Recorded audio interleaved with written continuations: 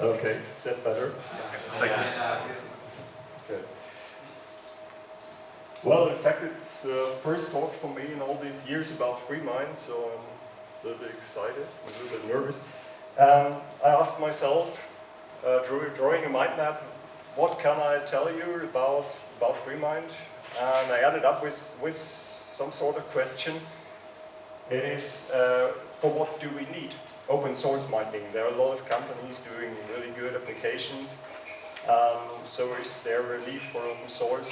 And what could be some, well, benefits, let's say.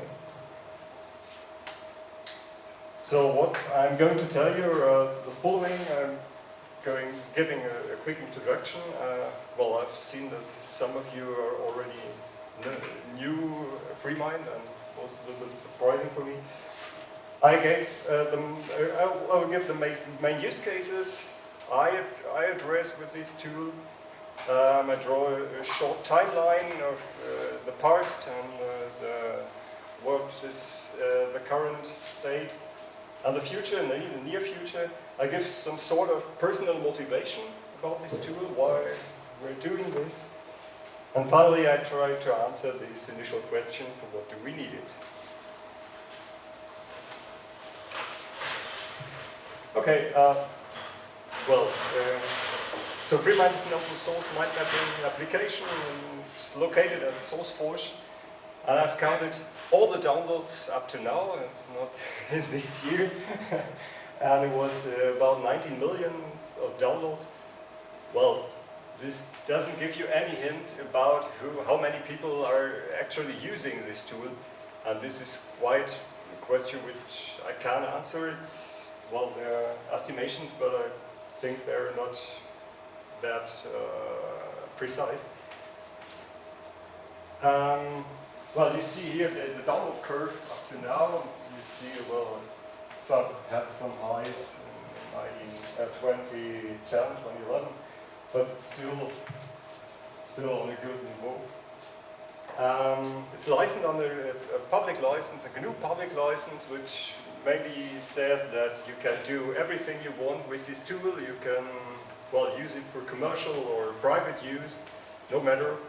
You can even develop it further. The only thing you have to obey is that you have to give the source code free after your modifications. Well, currently it's in version 1.0, and this seems really mature, but I even would say that even versions 0.7 was mature, but this is kind of numbering only. It had been 3 directors so far. It was Jörg, the founder, which did a lot of work at the beginning for about, let's say, 3-4 years. Then Dan takes over for 5, 6, 7 years as a director, and since I don't even remember, that's 2007 or 8. I'm not really concerned with this date. I took over the director as development for Freemind. Currently, the team is really small. It's mainly me.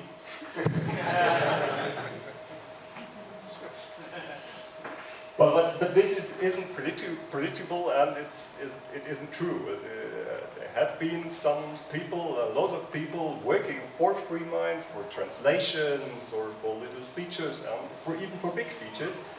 But most of the time they appear and disappear, and this is hardly predictable. So, well, 2 years ago I got one guy who appears that, I got some spell checker for you, here's it, and did some modifications after that and then disappeared. That's quite normal. And that's the real situation. So there are some main use cases Freemind focus on. First of all, it's giving things a structure. We had this already in past talks. And I think this is mainly to enter some difficult task. I would advise to use a mind mapping tool, I would advise to use Freemind. If you're facing a big challenge, a big task, so personally I start with a mind map. I start writing things down on paper or using computer. That's different. And then, having organized my thoughts, my ideas, all that, I normally drop the mind map. In the best case, I export it to some other tools, to Word or to some presentation tools. And so normally after this initial phase, the mind map is abandoned and replaced by other forms of presentations. I'm personally not a big fan of presentation using mind maps. So the first moment I came here, I thought, whoa, I did a mind map. Perhaps they throw me out here. But I thought that other people had novel presentations as well. So, okay. This is the first use case. Oh. You managed to talk like this and it's audible. Years of practice. Okay. The next use case is having a mind map as a sort of database, sort of wiki, or a place where you put information you don't need at every time. We want well organized. And personally, I've some of these databases, 2 or 3, in which I collect things like hyperlinks into the local file system as well into the internet to have some useful information. And so I use Freemind as a Swiss Army knife in Office 2, having a good calendar and some other tools, but I think it's really personal use. Last but not least, there are really exotic use cases. Have anybody of you did house hunting with a mind mapping tool so far? Yes. Yes? Okay. I faced this situation once. You get a lot of offers, and all these offers have advantages and disadvantages. They have positions in a geographical maps, and they are changing in its price. And so I did some sort of scripting, gathering data from the website, offering these house hunting things, and to read it out frequently, and to organize such a search was a nice thing. Okay.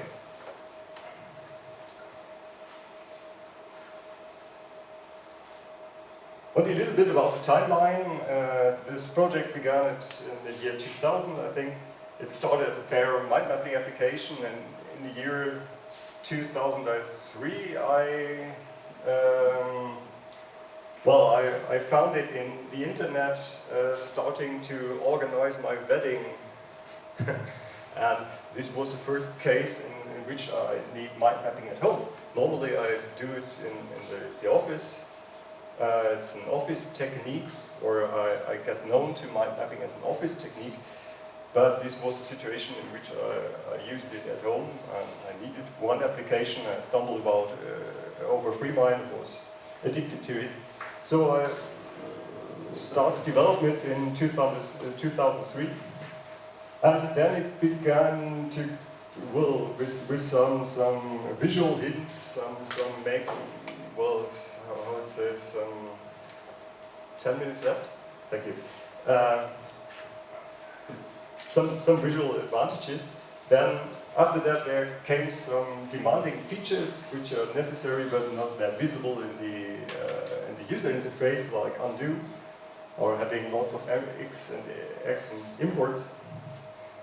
And as well as some scripting support, which was a really nice thing.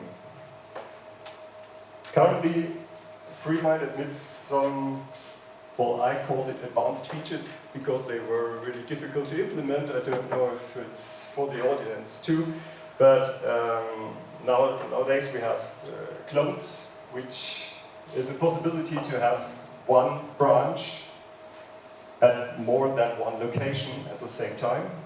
Yeah, a branch which is synchronized in more locations. You can do mind mapping over the network, which was new for this tool. I know other tools are built up with this idea, but Freemind wasn't. The last thing I noticed during this house hunting, in fact, was that it could be nice to assign geographical positions to nodes, which makes sound funny, but often something have a location inside of the world. If you collect some restaurants, well, it's totally clear, but if you denote some customers you're working with, some goals you're going to, well, this is often some sort of geographical information associated with. And so I integrated some OpenStreetMaps. And what has this to do with mind mapping? Well, in the nodes that are shown on the map are actually those that are visible, that are not folded. So you can even structure the positions on the map. For me, this is a nice feature. I don't know whether or not others see this in the same way. Okay. In the near future, well, I've planned some sort of Android application, but I don't think for smartphones really little. I'm convinced that this should be some form of textual representation and not graphical. I'm working on Freemind as a map server, which makes possible to have a server with an application running that collects mind maps from other people. They can connect drop maps, and it sounds something like you mentioned in the start. And well, having some more technical development is to having more flexible user interface to use it at other points that is purely technical.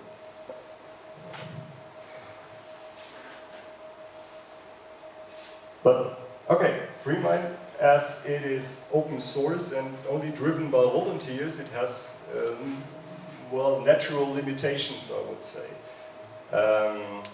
Many of the cumbersome tasks, which involve many work, but are not that well directly valuable to the normal user, they are not very likely to happen. So unless some developer comes and implements these features, I'm not going to think that Freemind admits features like more exit imports to other mind mapping tools or more close integrations into Windows tools, because I don't use Windows, or support for project planning, or more exotic layouts. It's a really cumbersome task to do some fishbone layout, and well, unless somebody wants to have it, it won't appear. And it has form of old-fashioned look and feel because of its underlying technology. This won't change in the near future too, I think. Okay, what is my motivation or the motivation of other developers coming to use it? Freemind is, first of all, very easy to use. Everything has a keyboard shortcut. You can use it really fast. And having this automatic layout, you never try to move any nodes, and if you start, you're almost lost. So don't try to improve it. And a strong focus on data and structure, you don't get so much distractions. And this is one of my goals too. It's a very pure tool. It's not that highly visual. And for me personally, I'm developing Freemind in my spare time to have some demanding features because it's interesting for me. All the train rides, programming, and then the train ride is very fast. And so I'm nearly at the end. Let's see what is mind mapping, open source mind mapping so good for. first of all, the aspect of the freeness of this idea that schools or other organizations can use it for free, or you can test the mind mapping method at home for free without any business interest. So it's not the like that if you start to export it to PDF, then somebody asks you for money. Next thing I face sometimes is it's an object for studies. There's a lot of questionnaires about open source development. There's some people dedicated from university to improve this tool, although I haven't any results of it so far. And it's a platform for doing experiments.